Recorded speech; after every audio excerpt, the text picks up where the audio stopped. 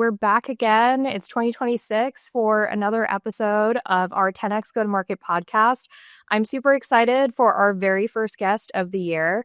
We have Andy Varshneya. He is the VP of Marketing Ops and Chief of Staff at Redis. And I'm super excited to dive into a whole range of topics actually with Andy. Everything from, what the different types of CMOs you might encounter look like, the secret world of marketing chiefs of staffs, and how to really reduce friction in the organization to actually drive results. So I'm going to turn it over to Andy to tell us a little bit more about his role, but he comes with a lot of experience spanning demand gen, growth, operations, and leadership coaching. And I think one of the things that we'll dive into today is Andy's ability to bridge the gap between strategy and execution. So super excited to have you on today, Andy. What did I miss in that bio? Tell me a little bit more about your background and what you're doing these days at Redis. Yeah, I think you nailed it. I've been at Redis for about 6 years, built out the marketing ops team here itself. So it's been a fun journey itself, going from like an IC team of 1 all the way up to now. I think we're at about 8 people, soon to be 10 people, spanning everything from analytics, strategy, systems, process management, campaign execution, budget management, plus like special projects as they come up. I recently built out about a year ago the SDR operations team here as well. So we cover a lot of ground for the size of the team that we are, but I think it's been pretty cool to see everyone's growth too, and growing with the role in the team. Yeah, that sounds like a lot, and sounds pretty unique. Honestly, I don't come across a lot of companies that have this type of role and really treat it in this way. So why do you think it was important for Redis to create this function and to have so much wide spanning responsibility? Yeah, honestly, part of it was just coincidence. When I joined, we were about, I want to say 350 people or so. Now we're more than 4x that.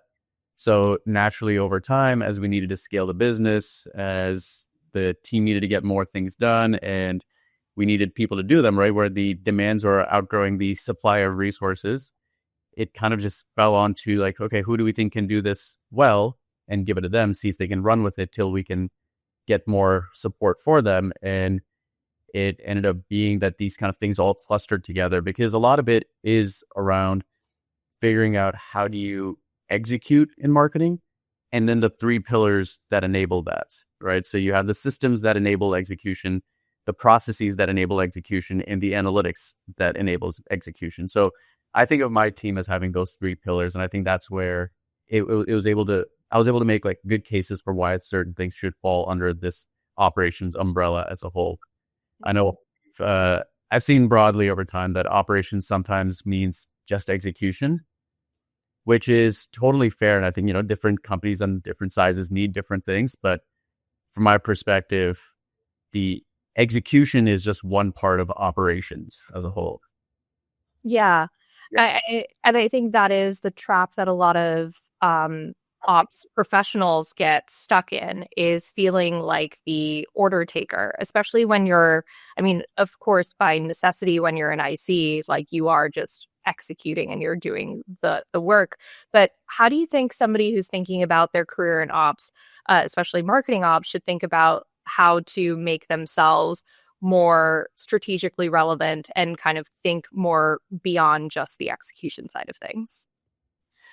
Yeah, I think, ops, in my opinion, is one of the few roles in the entire business that has very, very interesting insights that they can glean from the business, because they typically get exposure to a lot more than most parts of the business.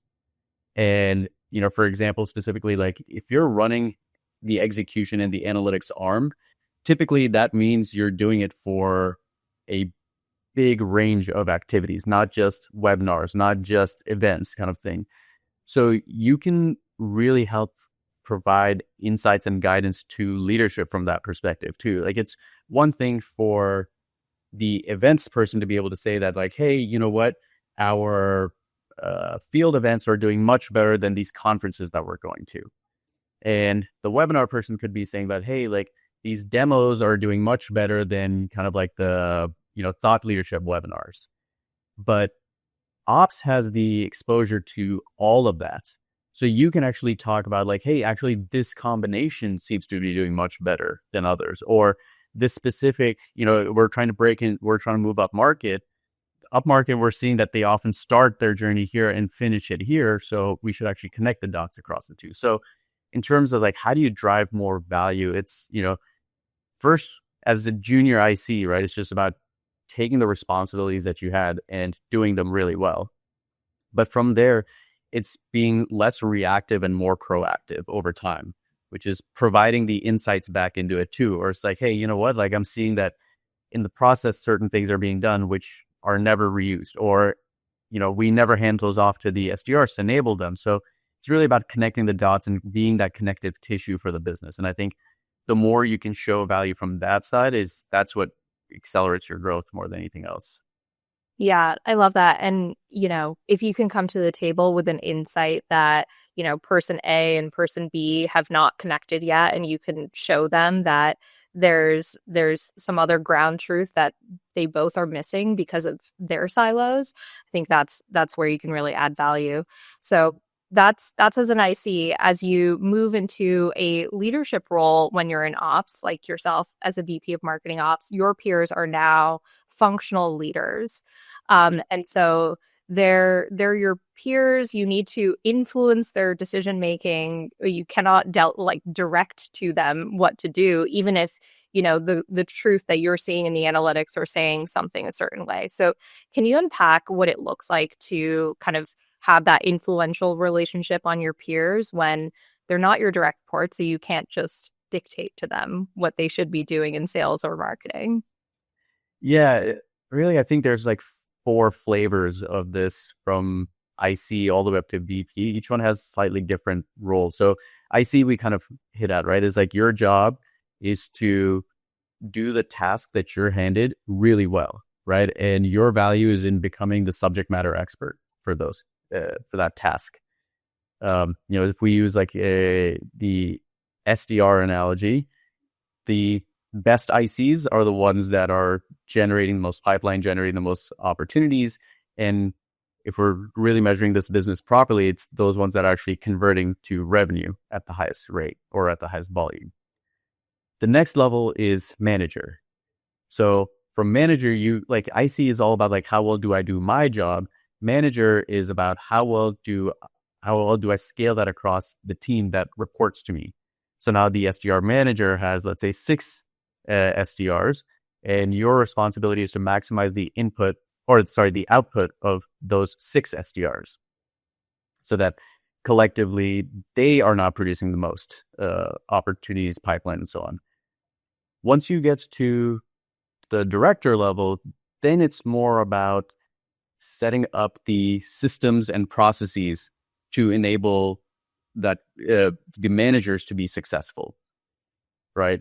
So think of it like, in this case, like maybe something like a POCUS, right? That's a system, that's a process that you drive to ensure that all of your managers and SDRs are successful at hitting their targets. And then at the VP level, that's when you actually start now talking about being cross-functionally aligned to proactively avoid challenges or to influence outside of your direct sphere of influence sphere of control to make improvements for the business. So, for example, one thing could be around like, hey, you know what? We are seeing a lot of volume coming in from our freemium product. The team is trying to follow up with them, but these aren't the right fit for the business. I actually think we should change our messaging and our positioning on the website, or maybe we should change our value prop as how we position the product or build the product, so that way we are attracting more of the right types of prospects in, right? So that's where you start proactively thinking about like, how do we make this business more successful? beyond what I, as the, let's say VP of SDRs owns. Yeah. And I think that's a tough thing to do, actually. So, you're identifying this problem, you're brainstorming some solutions, but ultimately the person that is the owner of that, for the messaging might be the, head of product marketing. Um, so how have you found that kind of relationship with those peers and in trying to influence their decision making? And um, I'm sure this is so dependent on the type of company you work at, the peers themselves. But I feel like it's a universal problem that sometimes it can feel like you're stepping on people's toes and telling them what to do in their own house, and that's not a good feeling either. Yeah, and I think that's a very important distinction, right? Is that you don't lead with asks or commands, you lead with humility and curiosity, right? It's like, I am not the subject matter expert on messaging. I do see that maybe our messaging and our product and our website is bringing in a lot of the quote unquote wrong prospects, right? People that are just not actually interested in buying. But I'm not going to assume ill intent from our messaging team and our product marketing team, right? So instead, it's about asking them, it's like, hey, this is what I'm seeing. What's your take on this? Do you think that this is a problem? Like, is this a feature or is this a bug? Hmm. Right? Start from that perspective. There's curiosity, learn from their own perspectives. Maybe they are not even aware that this is happening, right? Maybe it's not the intended consequence. It's a side effect, or maybe that they weren't even aware that this was happening, right? Or maybe it's a feature, right? Maybe it's intentional. It's like, hey, you know what? Like, yeah, there's a lot of students coming in, and obviously we're not trying to sell to students. They don't have the budgets to buy POCUS and all that, but we think it's a really important part of our strategy to get them hooked on this idea, on this tool, on this system, and this process. So that way, when they enter the job market, we think they will already start championing it within their organizations right from day one, right? So it's like, okay, cool. It's a feature, not a bug.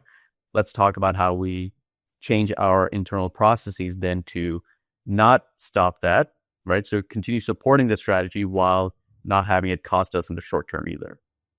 Yeah. So it does come down to communication style actually being a very important part of the job. It's knowing how to deliver the news and how to present the findings. Yeah, I think honestly, that's probably the most important skill that you need to develop as you move up is the communications, because you do have to have tough conversations at times. You do need to have contentious conversations at times, and at the same time, you need to have the EQ to know when to step away, when to approach it with humility, and when to really push because you are the subject matter expert or you have a strong opinion, and also just get really good at disagreeing and committing. Yeah. I love that. Disagree and commit. Getting good at that, I think, is such a core skill in any role at any company of any size.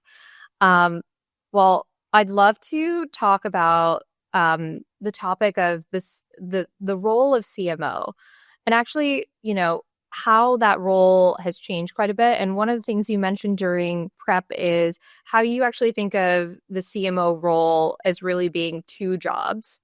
And you mentioned how one part of that job gets a lot of attention, but the other part doesn't always necessarily get the same attention. So tell us a little bit about this theory you have around CMOs. Yeah, I wouldn't actually say it's an attention thing. I think it's just naturally it is. CMOs and the marketing orgs cover a lot broader area than most other teams do. Not to oversimplify anyone else's jobs or areas of responsibility, but for example, like a CRO, your job is to generate revenue, and typically that means you are thinking about different accounts, regions, segments, but ultimately they're all more or less trying to achieve the same thing, same way, right? The CMO is covering your messaging, your brand, the positioning, product alignment, operational rhythm, pipe generation, performance report, performance management, all of that. So it inherently just kind of shifts into these two different buckets, which is like that strategy around who are we, how do we show up, what do we say, how are we received, and then the day to day behind the scenes of how do we achieve these targets, how are we performing from an ROI perspective, how are we doing from pipeline, how are we doing from any kind of strategy and planning, from budgeting, all of that. So it's not that one gets the attention over the other, but it's really more about for a really strong CMO either needs to somehow be able to do all of those or have kind of the self-awareness that like either I can't do all of it or I just don't have time to do all of it, and finding a partner on the other side. And there's all kinds of CMOs. I've worked with CMOs that are very, very strong on the messaging and positioning side of things, and they'll end up having a strong operations partner. Like for example, what I do right now here, and I've worked with other CMOs too who come from much more of like an operations background, and they understand that hey, you know what, like that's kind of my bread and butter, and what I probably need a partner with is someone who knows more than me on the branding and messaging side. And they'll put all their efforts into hiring a really strong, let's say, product marketer or head of brand, depending on what the company needs. Mm-hmm. I didn't prep you for this question, but I'm just curious if you have any thoughts here. Do you think that there's a background that's more beneficial than others for feeding into that CMO role? Is it coming more from the brand and positioning side of things, or is it coming more from the rigor of understanding ops and kind of like the metrics and analytics side of the business? I think it would probably be maybe the messaging and positioning, but really more than anything else, like a role that owns a number, Mm-hmm. whether that is demand gen or growth or something of that sort. It's just my hypothesis, but I feel like in as a whole, marketing owns a number, Yeah. right?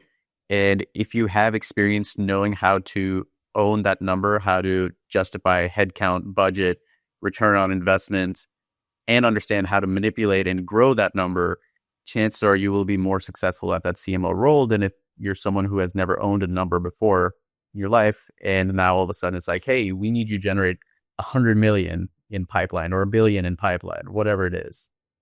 Yeah. It's like you'll get lucky and inherit a machine that's already working really well. But eventually, as you would expect really good people to move on and grow themselves, right? Like that's how you should kind of measure yourself as a manager is, did you enable other people's growth? Is as they grow, do you know how to replace them? Do you know the right people to replace them? Do you know how to adjust the machine so that way it continues growing and scaling with the business as the needs of the market change too? Totally agree. And I think as businesses grow, the type of CMO, the type of team that they need to hire is going to change with every, revenue milestone you hit. It's like being the CMO of a 30 million ARR is very different than being the CMO for a 300 million ARR company. And you have to adapt. Or have the self-awareness to know like what really gets you excited. Yeah. Maybe your thing is that like, what, I love the 0 to 1 much more than the 1 to n. I like building from scratch much more than I like scaling and maintaining and all of that. And you have that awareness. Like ultimately, we're all selling software. We're not changing the world in that same sense. Like do what makes you happy, know what gets you excited, and what's best for yourself. And if you get to that point that the role is no longer exciting for you, go find one that is. There's no harm in that. Yeah. Great advice. I think very important for people to remember.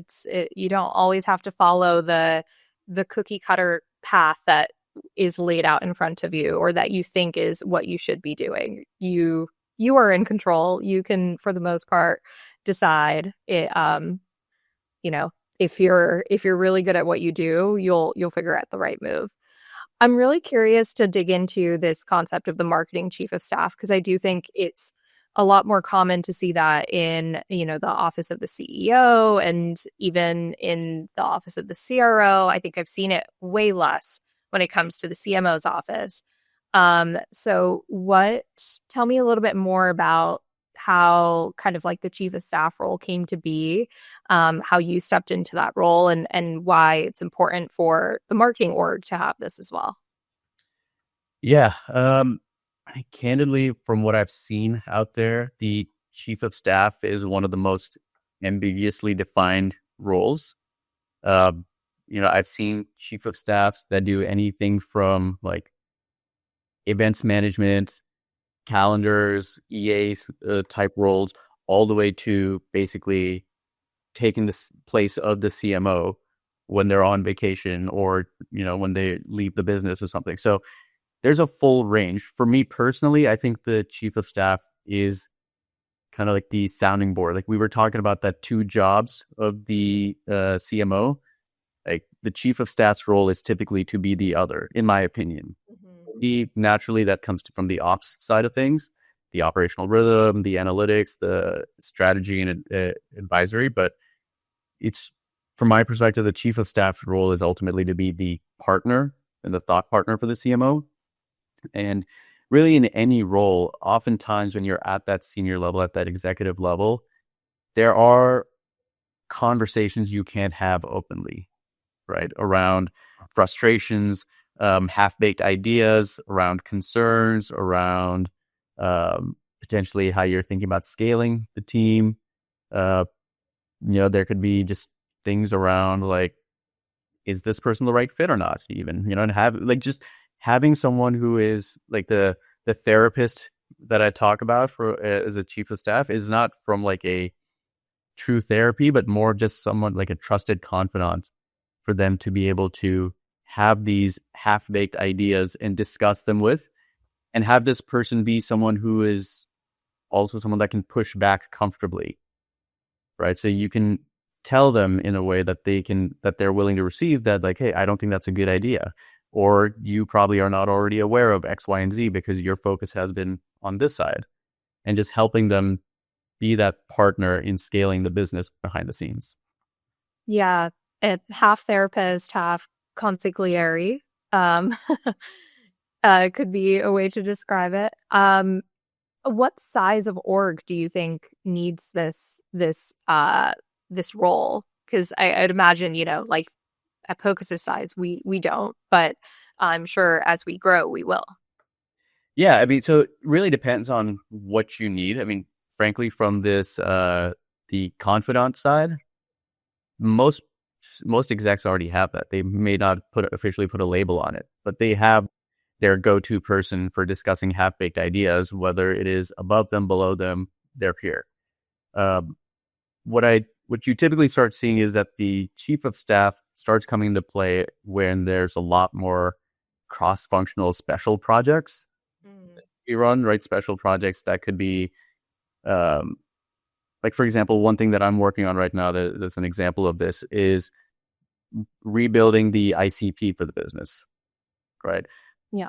You could argue that's a PMM project. You could argue that is a RevOps project. You could argue that is maybe even like a product project.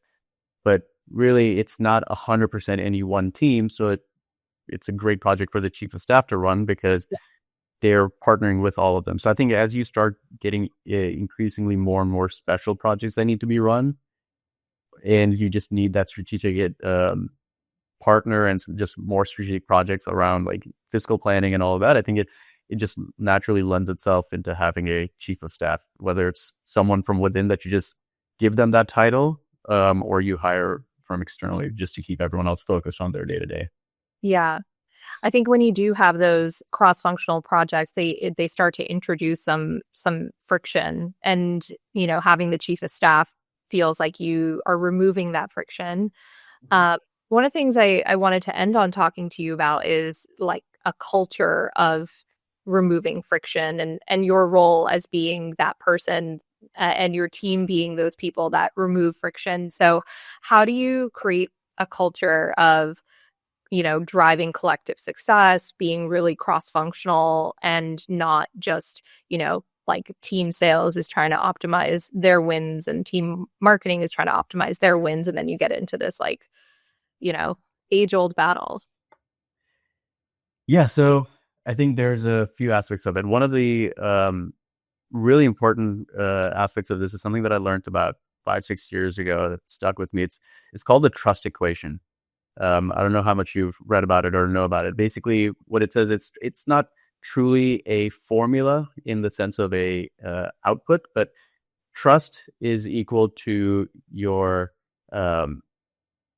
it's basically your subject matter expertise plus your reliability. So credibility, reliability, and intimacy divided by selfishness or self-centeredness.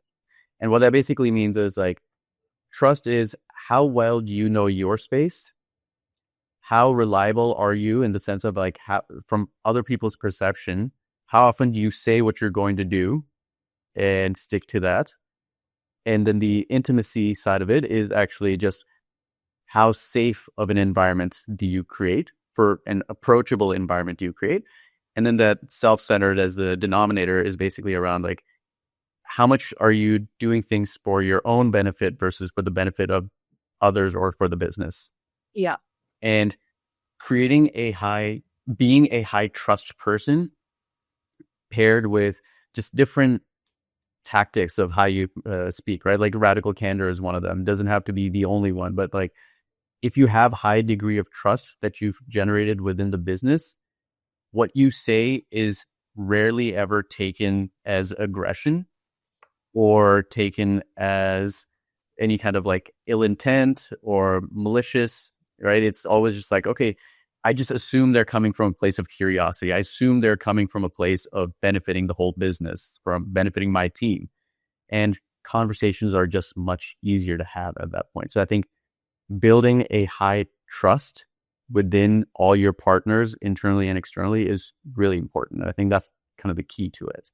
But whatever message you need to deliver, upwards, downwards, sideways, it'll land.